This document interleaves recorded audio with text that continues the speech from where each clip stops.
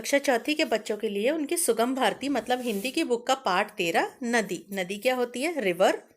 इस पाठ को हम शुरू करेंगे।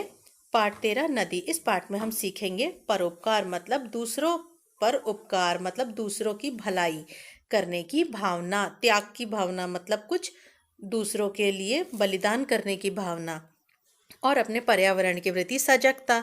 शब्दों के विलोम शब्द, पर्यायवाची शब्द और समान ध्वनि वाले शब्द।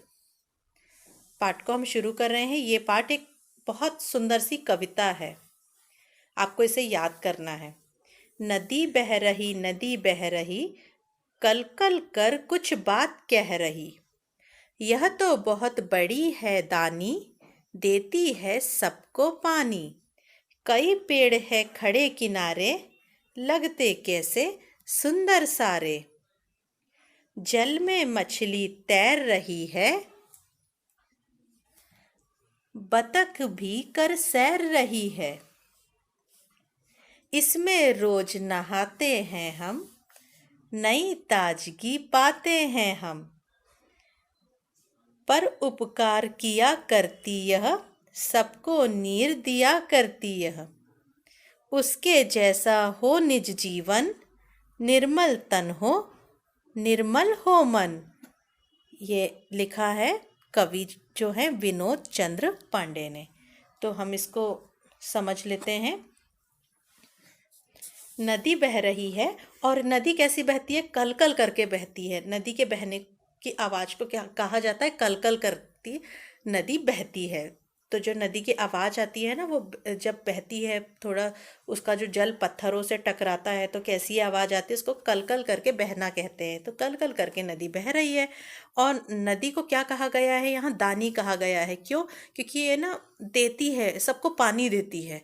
और इसी के पानी से इसके आसपास जो बहुत सारे पेड़, देखना नदी के किनारे बहुत सारे पेड़ उगे होते हैं, बहुत सारे होते हैं, क्योंकि उन्हें जल मिल रहा होता है तो वहाँ पर पेड़ पौधे अच्छे से पनपते हैं।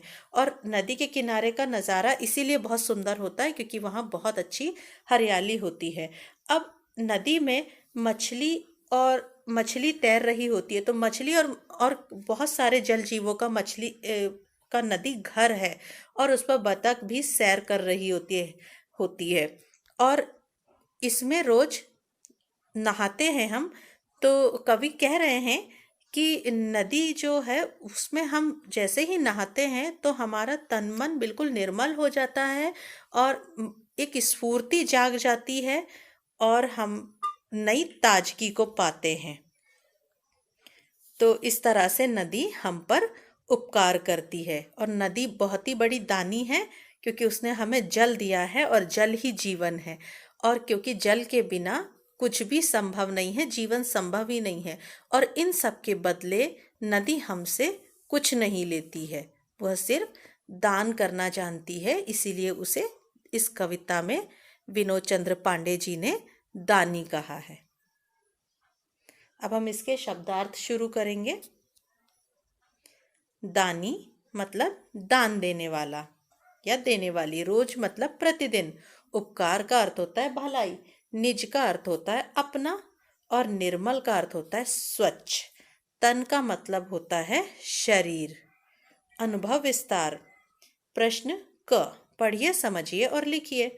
जैसे यहाँ सा में छोटी ऊ की मात्रा प्लस न हलंत प्लस द प्लस र, तो ना में हलंत का मतलब है आधा ना, यानी आधा ना तो पिछले वाले अक्षर पर बिंदी के रूप में भी, अनुस्वार के रूप में भी यहाँ पर लग सकता है। तो इसे हम सुंदर इस तरह भी लिख सकते हैं, या सा में छोटे ऊ की मात्रा, अम की बिंदी द और र, इस तरह से भी सुंदर लिख सकते हैं। दोनों ही तरीके सही होते हैं।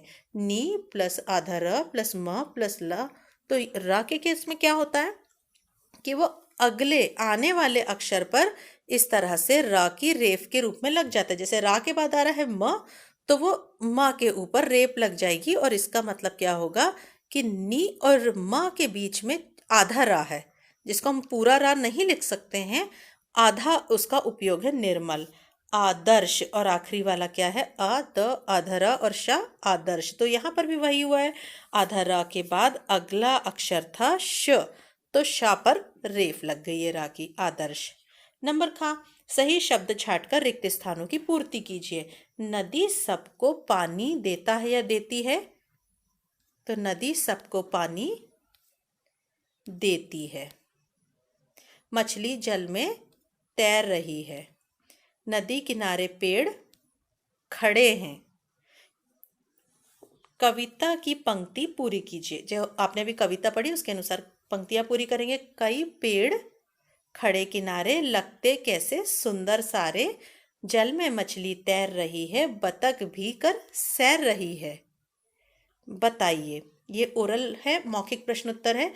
कल कल कर कुछ बात कौन कर रही है? उत्तर, कल कल कर कुछ बात नदी कर रही है। बतख कहाँ सैर कर रही है? बतख जल में, या हम बोल सकते हैं नदी में सैर कर रही है। पानी में कौन तैर रही है? पानी में मछली या मछलियां तैर रही हैं। पेड़ किसके किनारे खड़े हैं?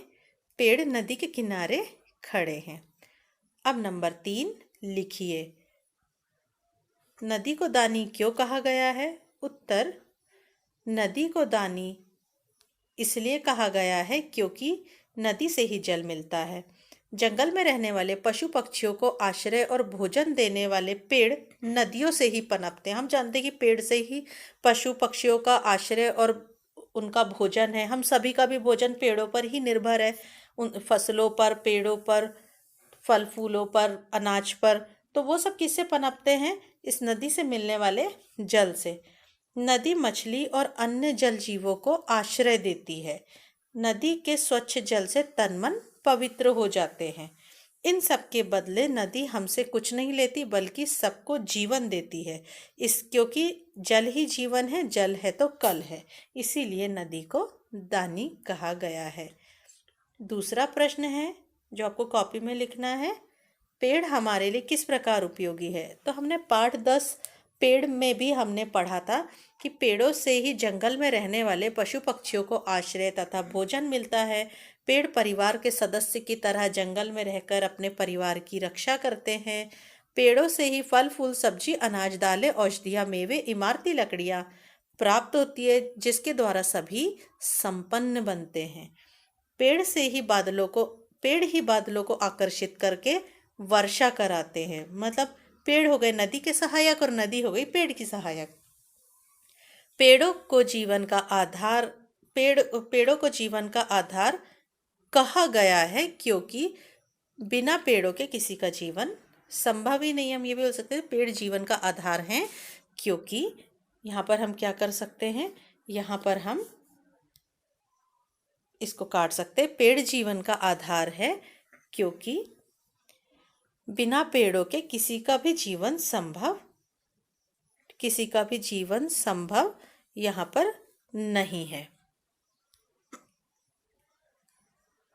यहाँ हम क्या लिख सकते हैं? नहीं है। ठीक है, बिना पेड़ों के किसी का भी जीवन संभव नहीं है। इसके बाद हम आगे बढ़ते हैं। शुद्ध उच्चारण कीजिए। ये क्या लिखा है? दानी, किनारे, सारे, जीवन, बतख, उपहार और उपकार। जोड़ी बनाइए। यहाँ पर विलोम शब्दों की जोड़ी है, तो हमें दिख रहा है उपकार का यहाँ पर क्या है? अपकार। एक आपको बुक में दिया हुआ है उपकार का अपकार। इसी तरह से अपना का पराया, जीवन का मृत्यु, देना का लेना। तो ये आपने विलोम शब्द भी सीख लिए सही जोड़ी में। अब शुद्ध शब्द के सामने टिक का निशान लगाइए। तजगी, ताजगी, कौन सही है दोनों में से? ताजगी। दानी और दानी, ये छोटी ई है, बड़ी ई है तो दानी में आती है बड़ी ई। सैर, शेर, कौन सा सही है? सैर। किनारे, किनारे, तो छोटी की मात्रा होगी किनारे। जीवन, जीवन, क्या सही है? जीवन। नंबर 7, समूह से भिन्न अर्थ वाले शब्दों पर गोला लगाइए। मतलब ऑड वन आउट पर आपको सर्कल लगाना है। भिन्न जो है उस पर आपको गोला लगाना है। जैसे कि यहाँ तालाब, तालाब के लिए 3 शब्द दिए गए हैं। नदी के लिए भी 3 शब्द है। इसी तरह आँख, पेड़ और पानी के लिए भी 3-3 शब्द दिए गए हैं। तो इनमें से तीन में से जो कोई दो हैं वो यहाँ दिए गए शब्दों के अर्थ हैं, पर कोई एक है तीनों में से जो उसका अर्थ नहीं है, तो उस वही मतलब हुआ भिन्न अर्थ। तो ये है समूह, और उसमें से भिन्न अर्थ वाले शब्द पर गोला लगाना है। जैसे कि यहाँ तालाब, सरोवर, सरिता, ताल। तो सरोवर का अर्थ भी तालाब होता है, ताल का अर्थ भी तालाब होता है, लेकिन सरिता मतलब होता है नदी।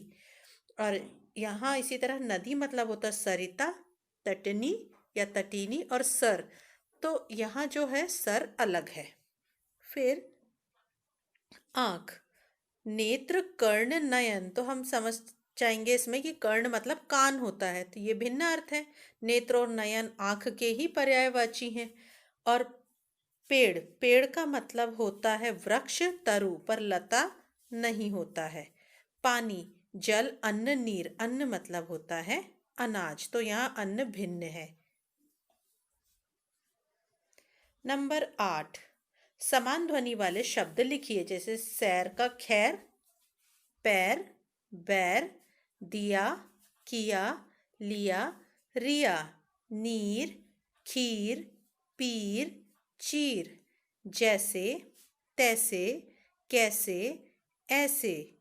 जल, तल, कल, हल, बड़ी, कड़ी, खड़ी, घड़ी। वर्ग पहेली, यहाँ आपको एक वर्ग पहेली मतलब क्रॉसवर्ड पजल दी गई है। यहाँ कुछ शब्द दिए गए हैं, यश, आदर, गुण और उदार।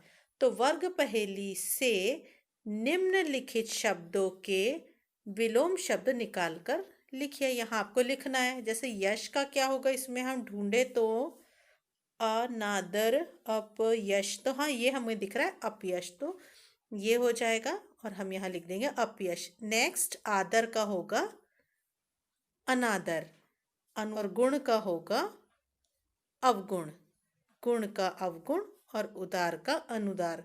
तो इस तरह से हमने ये कंप्लीट कर लिया। अब करने की बारी। अपने आसपास पाए जाने वाले जल स्रोतों के नाम लिखिए।